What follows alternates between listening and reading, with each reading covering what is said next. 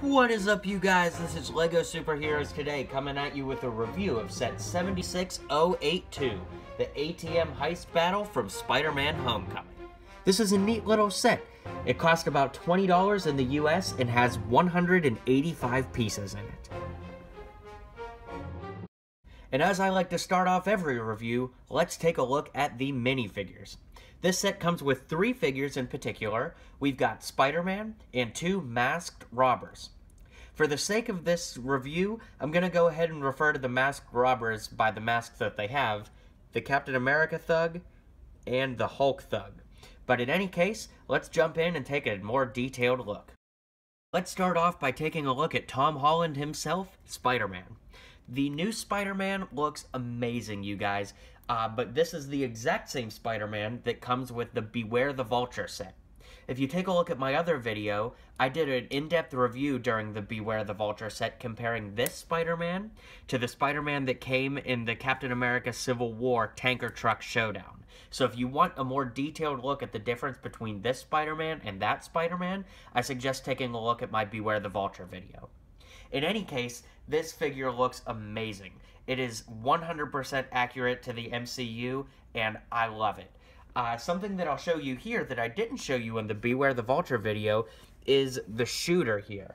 They actually call them power blasts, and while I'm not a huge fan of them, I do like that the Spider-Man Homecoming sets have come with white power blasts instead of a different color. It really looks like a web shooter, and I think that it's a really cool effect.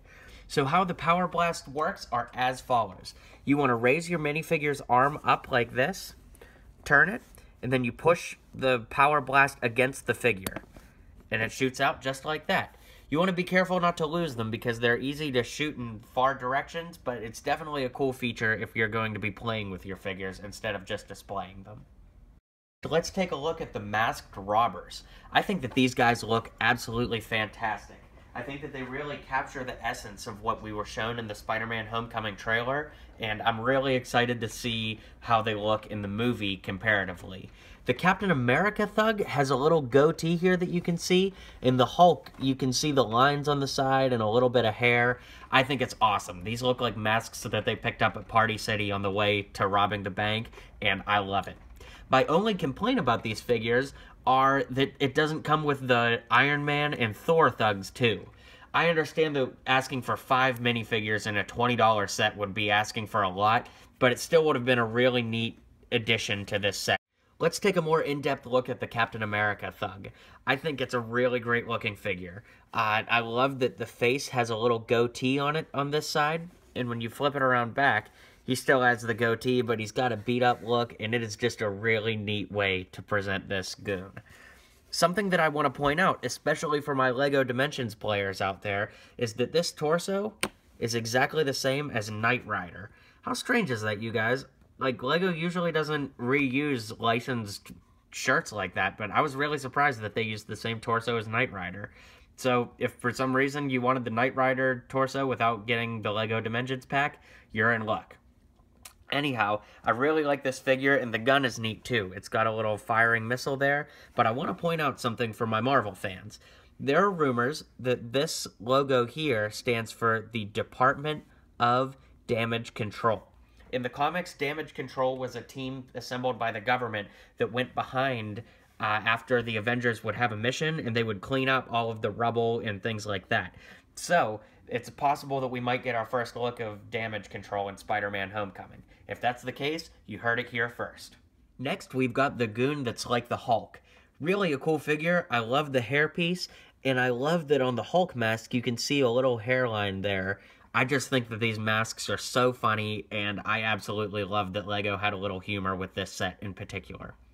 Now, this torso, I believe we've seen in some Robbers from the City sets before. So, unfortunately, if that's the case, there's nothing exclusive about this figure other than the Hulk face.